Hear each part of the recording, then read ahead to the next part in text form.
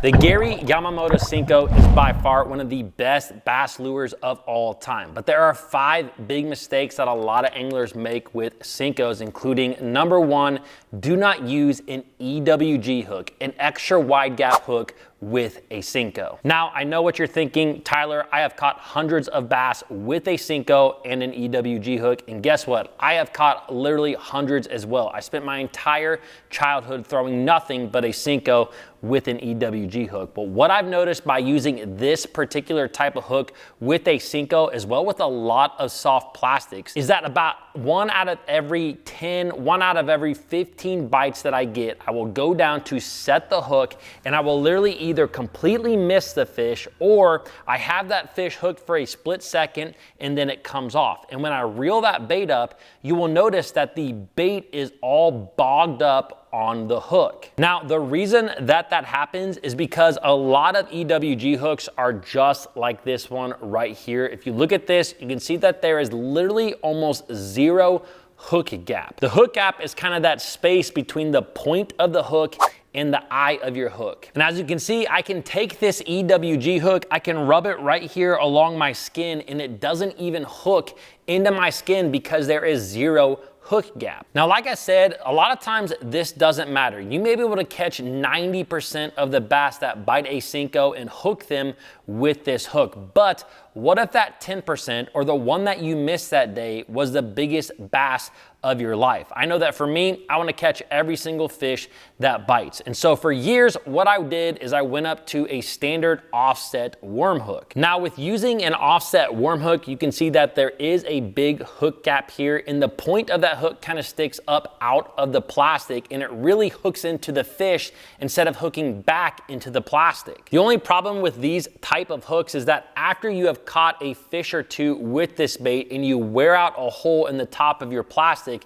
they continually want to pop out of the plastic, making them very susceptible to getting hung in weeds or wood cover. That offset worm hook also doesn't always allow you to have the straightest Senko, which is going to yield more bites. So insert what I think is the best hook out there on the market for a Senko, which is the Gamakatsu G Finesse hybrid worm hook. Now, I am not sponsored by Gamakatsu on any stretch of the imagination, but I have tested out a lot of different hooks, and this one right here I have found to be the best hook when it comes to using it with a Senko. This particular hook is kind of a perfect mesh between an EWG and an offset worm hook. It has a really good hook gap, which allows you to hook up with a lot of those fish. And the hook point really runs parallel with the eye of the hook, really allowing you to have a very straight worm. It's also a little bit thinner in diameter while still being very strong, which gives that Senko a lot of action as it is falling through the water column. Now, a complete side note, if you guys like to fish, then you have probably worn a sun shirt in the past. And right now over at Fin Fishing, the USA made sun shirts, which are one of the only sun shirts made in the USA, are 15% off for the entire month of July. So it's a great deal, and you really help support this channel. So click that link down below for Fin Fishing today. Now, mistake number 2 is thinking that O-rings are just for wacky rigs. I don't care whether you are just getting into bass fishing or you've been fishing your entire life.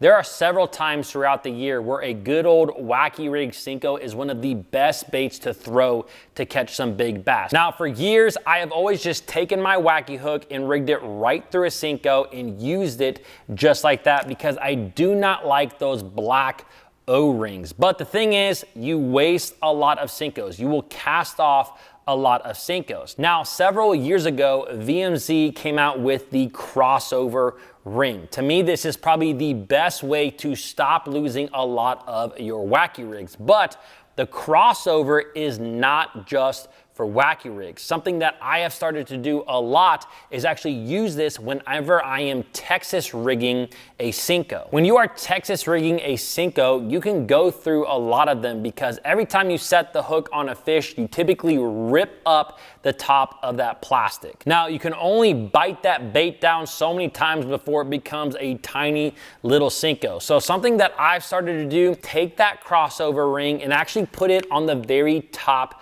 of your Senko, and then when you Texas rig it, you're gonna let that hook rest right up against that O-ring. This really helps to not rip a Senko every time you set the hook, and therefore you're going to catch more bass out of one Senko. Now the crossover ring does come with a pair of pliers, which you don't absolutely need, but it does make life just a little bit easier. So if you want to invest the money in a good O-ring set, check out the crossover stuff. Now mistake number 3, don't forget to add a little bling to your Senko. Now we've talked a lot about Texas rigging a Senko, we've talked a lot about wacky rigging a Senko, but these are not the only ways that you can fish a Senko. And one of my favorite ways is simply adding a blade to the back of my Senkos. A number of years ago, I remember watching Cliff Pochet, a professional bass fisherman, do this to a lot of his Senkos, and he nearly won the Bassmaster Classic down there on the Red River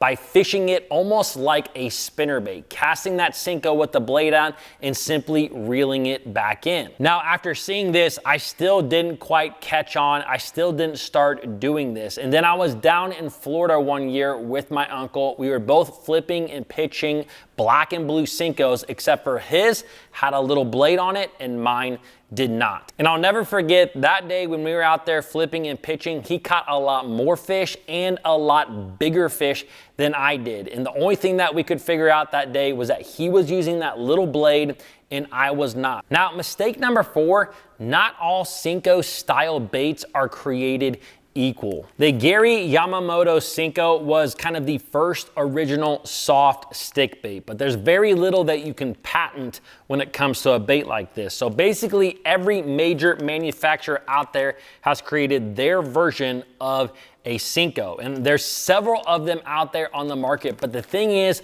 all of these baits have a little bit different characteristics, although a lot of them work the same. So if you go out there and you simply just try to buy the cheapest one that you can, it doesn't necessarily mean that it's going to catch as many fish as the original, because all of these baits have a little bit different characteristic. Now there are 3 soft stick baits that I use the most, and they're ones that I'm holding right now. Now I would say that most of the time I'm going with the original Gary Yamamoto Senko, especially if I am simply wacky rigging a lot out there. Now, when I am Texas rigging into heavy cover, for example, if I go down to Florida and I am flipping and pitching in pads or Kissimmee grass or whatever it may be, I actually really like the good old Yum Dinger. And the reason being is that a Yum Dinger does not have any salt in the bait. And so the plastic actually tends to want to float up a little bit more than the Gary Yamamoto Senko, which has a lot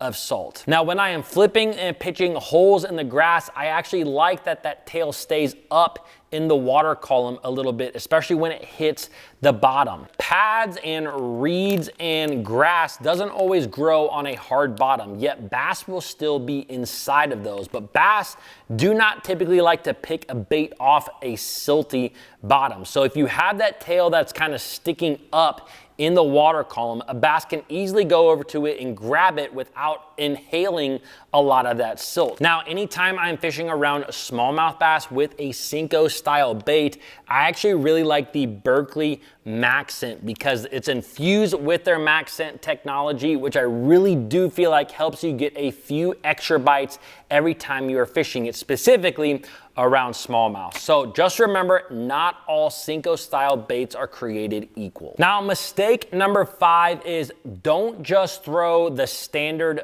5-inch Senko. We all know that bass love a Senko because of the natural action that it has, but all of us tend to pick up the 5-inch version. No matter what manufacturer it is, it's almost always like 5 inches, 5 1/4 inches, 5 3/8 inches, but Senkos come in a lot of different sizes, from a little tiny 3-inch model all the way up to really big models, 7-inch models. Now the thing is, not as many bass have seen Senkos on the opposite end of the spectrum. So a lot of times when I go out there fishing, if I can get away with a bigger Senko, I am absolutely gonna throw that because I think that it gets me bigger bites. Or on the flip side, if I'm fishing in a really high pressured situation, sometimes a little teeny tiny 3-inch, 4-inch Senko is the way to get a lot of bites. Now, if you guys want to know a few more ways that you can rig up a Senko, I'm gonna leave a link for a video that I did right here that tells you several different ways